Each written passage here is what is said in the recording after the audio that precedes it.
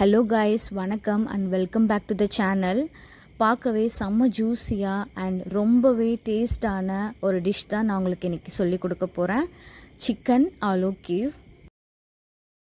சில பேருக்கு இந்த டிஷ்ஷை ஸ்டார்டிங்கில் செய்ய ரொம்ப கஷ்டமாக இருக்கும். அதனால் நான் உங்களுக்கு 2 மெத்தடில் சொல்லி கொடுக்குறேன். உங்களுக்கு எப்படி ஈஸியாக இருக்கோ அதை மாதிரி நீங்கள் பண்ணிக்கோங்க. ஃபர்ஸ்ட் சிக்கனோட பிரெஸ்ட் பீஸ் எடுத்துக்கோங்க. அதை வீடியோவில் ஷோ பண்ணியிருக்க மாதிரி நல்லா கட் பண்ணிவிடுங்க ஃப்ளாட்டாக. தென் நைஃபோட பேக் சைடு வச்சு நான் அந்த மாதிரி டேப் பண்ணுறேன். உங்களுக்கு வேணும்னா நீங்கள் மற்ற இல்லைனா மீட் ஹேமர்னு விற்கும், அதை வாங்கி கூட நீங்கள் இடிச்சிக்கலாம். பார்த்து பொறுமையாக பண்ணணும், இல்லைனா சிக்கன் கிழிஞ்சிரும். தென் சிக்கனுக்குள்ளே நம்ம ஸ்டஃப் பண்ணுறதுக்கு கார்லிக் பேஸ்ட் 1 ஸ்பூன் எடுத்துக்கோங்க. அதுக்கப்புறம் ட்ரைடு பார்ஸ்லி லீவ்ஸ் அது ஒரு 1 ஸ்பூன். உங்களுக்கு வேணும்னா நீங்கள் ஃப்ரெஷ்ஷாக பார்ஸ்லி லீவ்ஸ் இருக்குன்னா அது கூட நீங்கள் ஆட் பண்ணிக்கலாம் கிரைண்ட் பண்ணி. ஆனியன் பவுடர் ஒரு 1/2 ஸ்பூன்.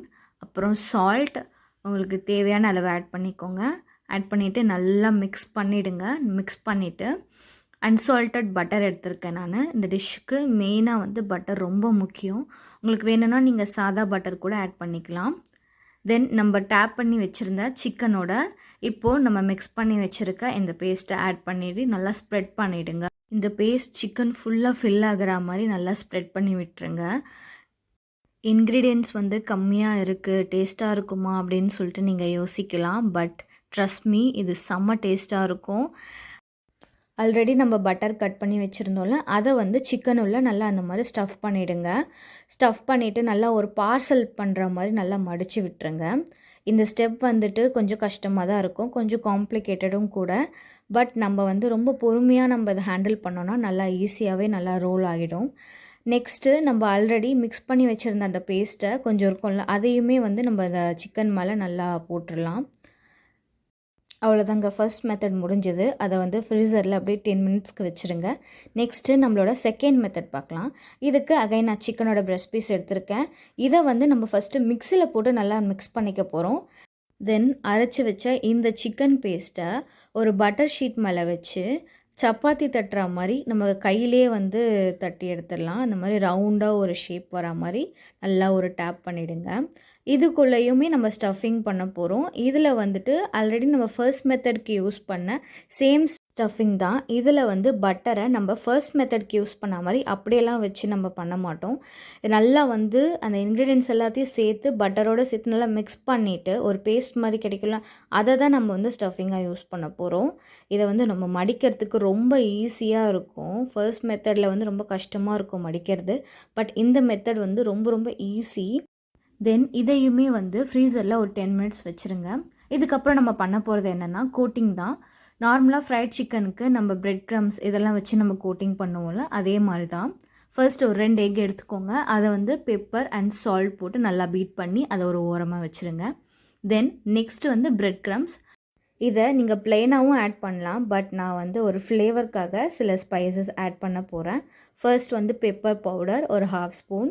தென் சால்ட் உங்களுக்கு தேவையான அளவு போட்டுக்கோங்க.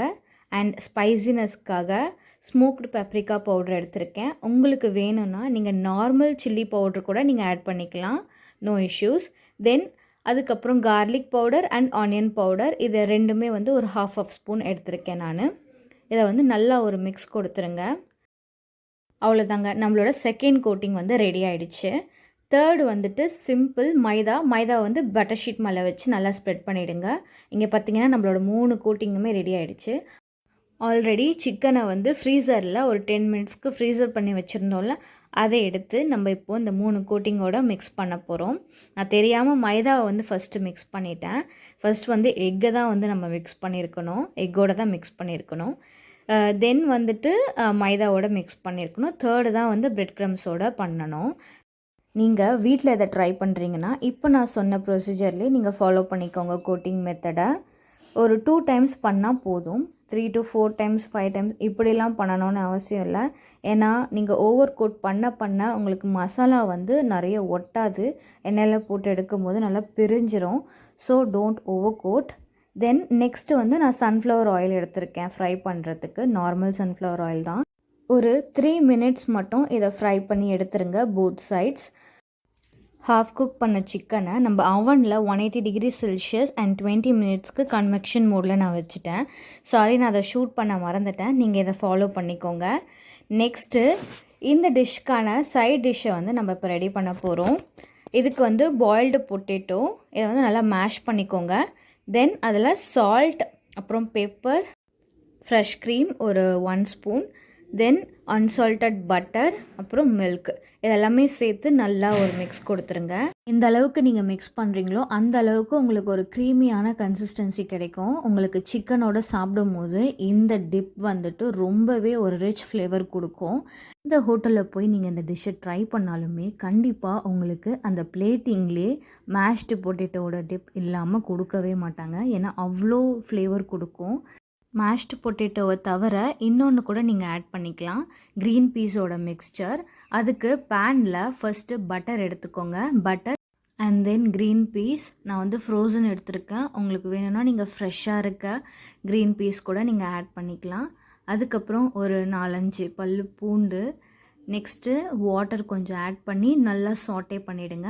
இதை வந்து மிக்ஸியில் போட்டு நல்லா மிக்ஸ் பண்ணி எடுத்துருங்க. சைட் பை சைட் நம்மளோட சிக்கன் வந்து அவனில் வச்சுருந்தோம்ல அது நல்லா ரெடி ஆகிடுச்சு.